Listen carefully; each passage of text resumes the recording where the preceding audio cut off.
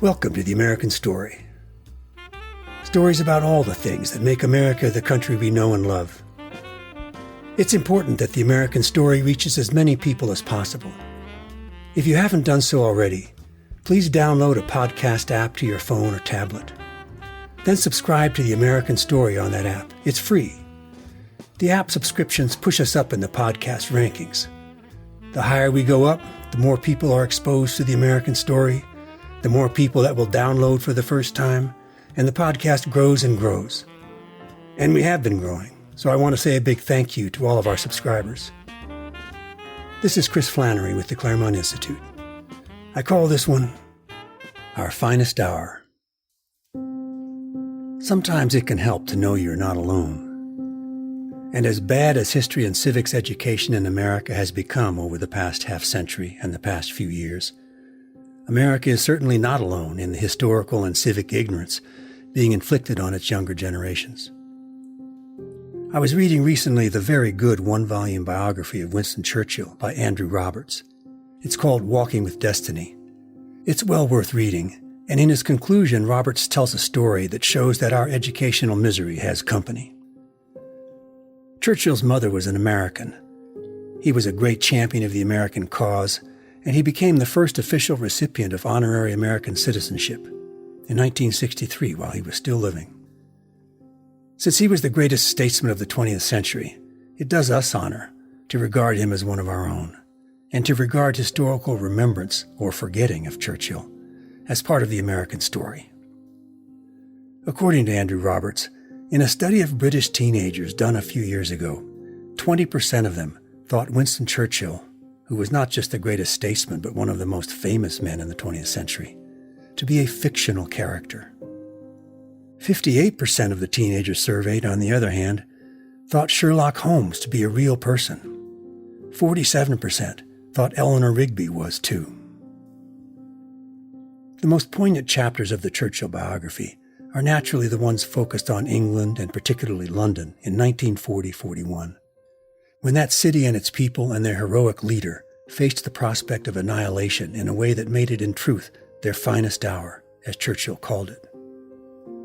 It was their finest hour because in the greatest crisis of the nation's history, when the odds were strong that they would be conquered and subjected by Adolf Hitler and his Nazi war machine, the people rose to display the greatest qualities of mind and character they had ever been called upon to display. I think we in America are in such a crisis now ourselves. Our greatest enemy is not the Chinese or the Russians or some other ambitious foreign tyranny, though they might indeed kill us if we continue so fecklessly to defend ourselves. But what will they kill? The body of a country that has lost its soul unless we do something about it. Our greatest enemy is the bad ideas that have miseducated Americans so thoroughly for so long that many of us have forgotten what it means to be a free people. We have forgotten what free government looks like, how it works, on what principles it is founded, how precious, rare, and fragile it is, and what virtues and sacrifices are needed to preserve it. We are as capable of losing our freedom as England was capable of losing the war against Nazi Germany. I don't think our odds are any worse than England's in 1940, but there is a critical difference. In 1940, England had America to turn to if all else failed.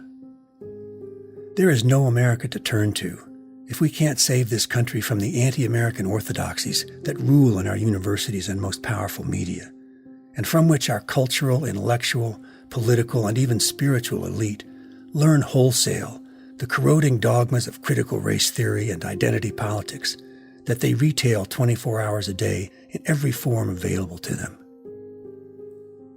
What is the necessary response to this crisis?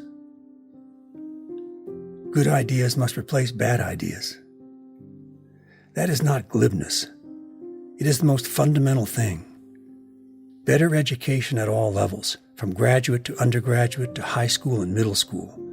Education founded on the liberating principles of the American Revolution and founding, what Abraham Lincoln called the principles and axioms of free society.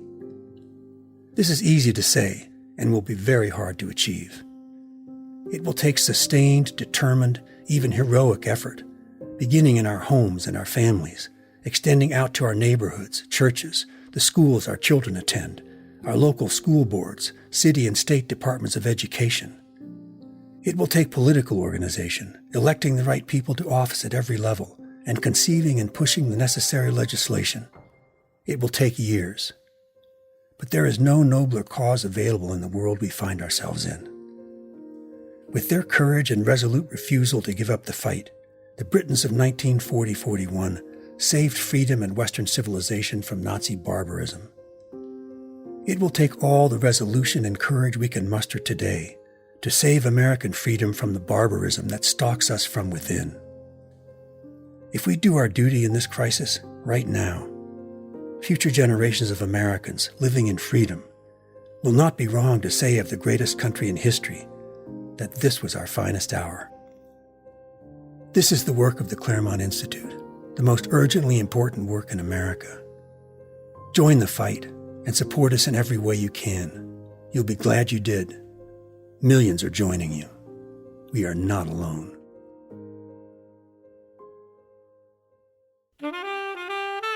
Thanks for being part of the American story. This is Chris Flannery with the Claremont Institute. If you'd like to learn more about these stories or how you might support them, please visit our website at www.theamericanstorypodcast.org. That's theamericanstorypodcast.org.